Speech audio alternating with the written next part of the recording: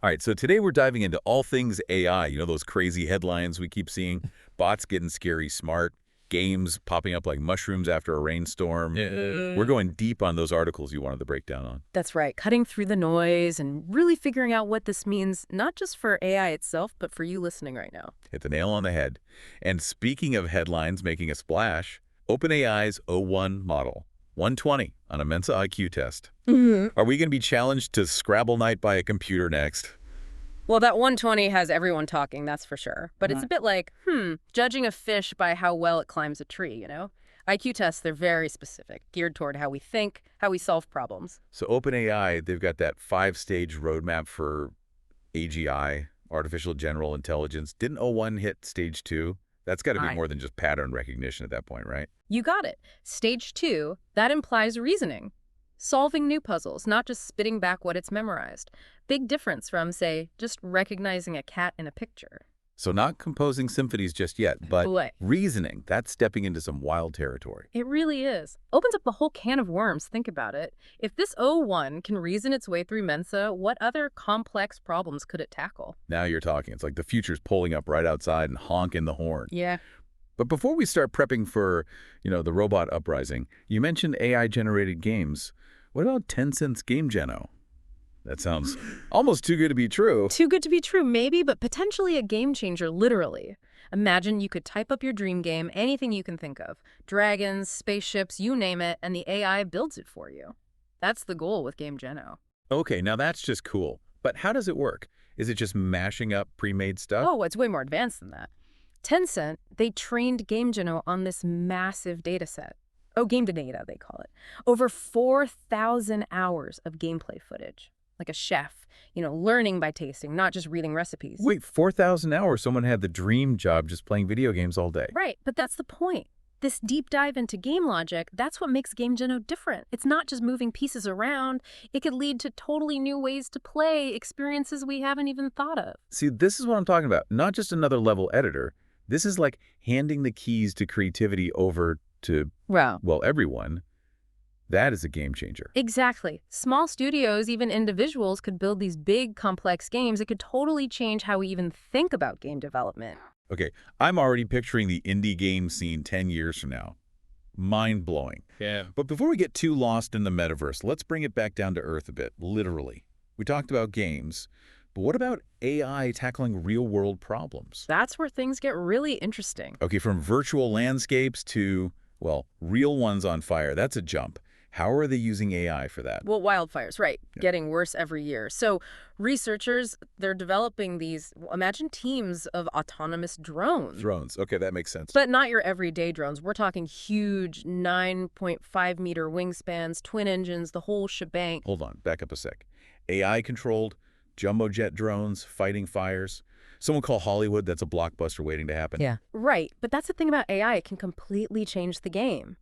These drones, they're not just remote controlled, they use this thing called, get this, swarm engineering to fly completely on their own. Swarm engineering. Okay, now you've got my attention. That sounds less firefighter and more like hive mind. Exactly. It's all about, think about how birds fly in formation or schools of fish all moving together.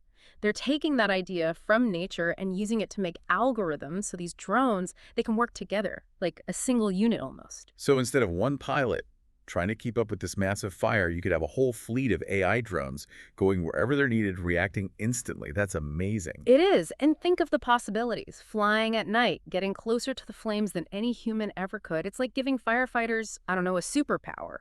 It's like the ultimate wingman. But instead of missiles, it's raining down fire retardant. Makes you wonder, though, is there anything AI can't do? Well, let's just say AI is still working on its travel agent badge. Oh, right. Forgot about that whole thing. All those articles about AI planning trips, is there anything to it? Part of me still loves, breaking out the maps, circling things. I get it. But even the most diehard planner might be surprised.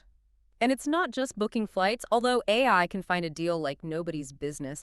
Imagine you just tell it what you're into, your budget, how much you want to wing it, and bam, personalized itinerary, complete with hidden gems you'd never find on your own. Okay, that does sound kind of amazing, like having a personal travel agent, but without someone trying to upsell you on the all-inclusive package. Exactly, and it's catching on fast. The Matador Network, they've got this AI travel assistant Guide Geek, and their survey showed a huge jump in people using AI for trips, like over 20% now, which is a 40% increase just from last year. Wow.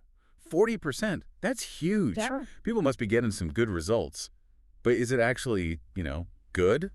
Or are we all going to end up at the world's largest ball of yarn because the algorithm didn't get the memo about what's actually fun? Well, that's the thing, right? Matador, they told this story about this woman, Anna, from South Carolina, used GuideGate to plan a trip to Zurich.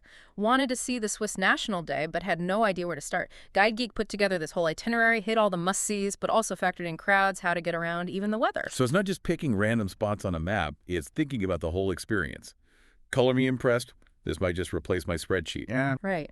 And that's what people are loving, that personalization, dietary needs, accessibility, even how much you like to go with the flow, things a regular travel agent might miss. It takes the stress out of planning so you can just enjoy the trip. So less time stressing over the details, more time, deciding between gelato flavors. I'm sold.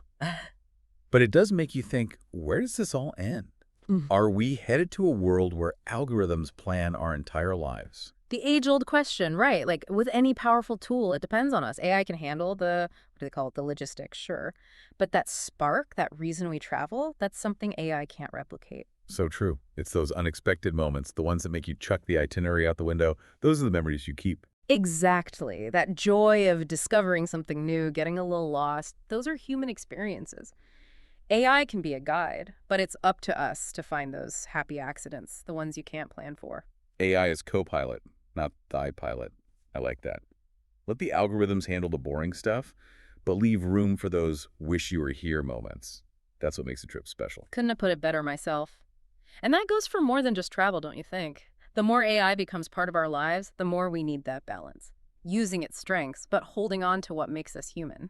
Great point.